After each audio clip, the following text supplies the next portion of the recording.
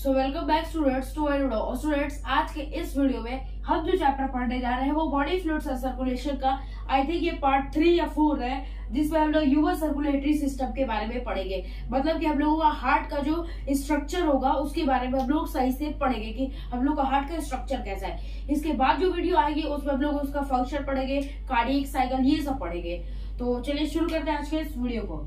हमारा टॉपिक है human circulatory system. Human circulatory system में हम लोग किसके बारे में बात करेंगे? आज हम लोग बात करेंगे हार्ट के बारे में। ह्यूमन सर्कुलेटरी सिस्टम का मेन ऑर्गन कौन सा होता है?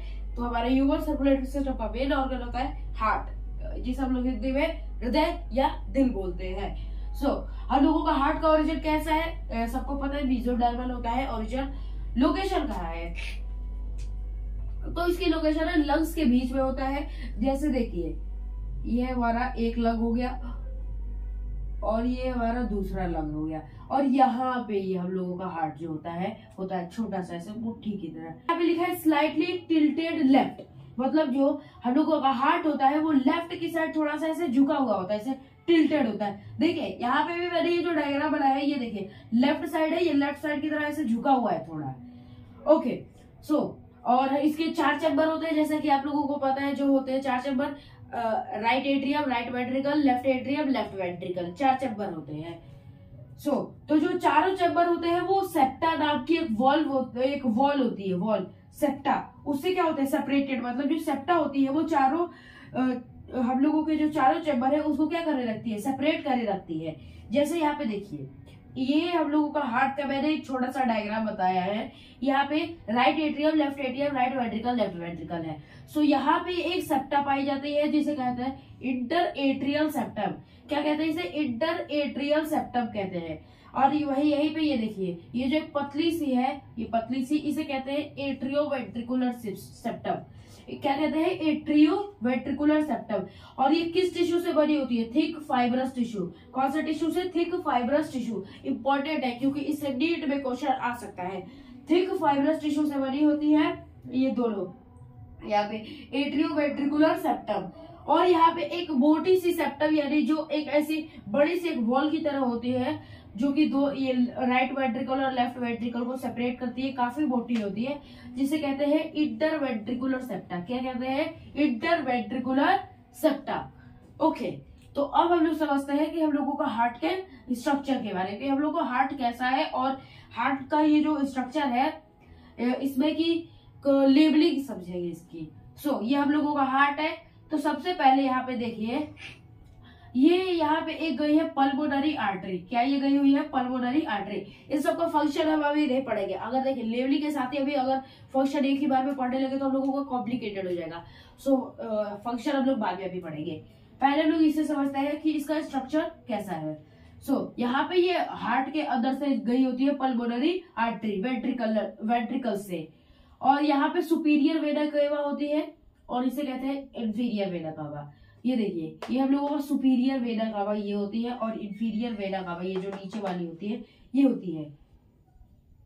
अब देखिए, हम लोगों का वॉल्व होती है, यहाँ पे हम लोगों के हार्ट में वॉल्व होती है कुछ ऐसे। ये हम लोगों का ऐसे हाथ हो गया, ऐसे वॉल्व होती है। जैसे कि हम लोगों का जो राइट एट्रियम है, राइट एट्रियम पे यहाँ पे ऐसे वॉल्व होती है। कैसे? क्योंकि ये जो वेंट्रिकल्स है और एट्रियम है, इन दोनों को क्या करे? अलग अलग रख सके। ये ऐसे बंद रहती है, फिर जब ब्लड को ऊपर जाना होता है ऐसे खुल जाती है। यहाँ पे आपकी हो जाती है, यहाँ पे भी एक वॉल्व होती है। इसी वॉल्व को हम लोग कहते हैं ट्राइकस्पिड वॉल्व। इधर वाली जो मतलब कि हम लोगों का राइट एट्रियम वाली जो वॉल्व है उसे कहते हैं ट्राइकस्पिड वॉल्व, और जो लेफ्ट एट्रियम वाली है उसे कहते हैं बाइकस्पिड वॉल्व। यहाँ पे पल्मोनरी आर्टरी जो है, पल्मोनरी आर्टरी के पास भी एक वॉल्व होती है जिसे कहते हैं एसएल वॉल्व। एसएल वॉल्व का फुल फॉर्म बता देता हूँ, सेमी ल्यूनर वॉल्व इसे कहा जाता है। क्या कहा जाता है? Semi lunar valve. और ये हम लोगों का वही इंटरवेंट्रिकुलर सेप्टा यहाँ पे आ गया। अब देखिए, यहाँ पे हम लोगों का ये हो गया आयोटा।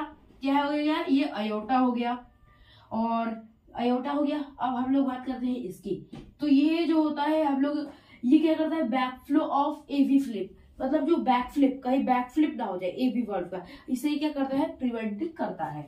तो ये हो गया इसका स्ट्रक्चर। अब आगे हम लोग समझते हैं। तो चलिए अब समझते हैं ब्लड वेसल के बारे में कि ब्लड वेसल्स यानी कि हम लोगों की जो नसें होती है नसों के बारे में। सो हमारे बॉडी में मेनली 2 टाइप की होती है, आर्टरी और वेन। एक और होती है कैपिलरी, उसके बारे में हम लोग बाद में समझेंगे। पहले देखते हैं आर्टरी और वेन के बारे में।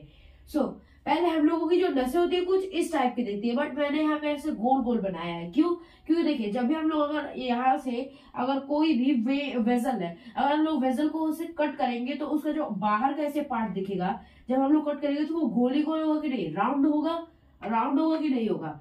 सो ये है आर्टरी और ये है वेन। सो यहाँ पे देखिए आर्टरी की जो सबसे बाहर वाली लेयर होती है और वेन की जो सबसे बाहर वाली लेयर होती है, इन दोनों की बाहर वाली सबसे जो आउटर मोस्ट लेयर होती है उसे कहते हैं ट्यूडिका एक्सटर्नी।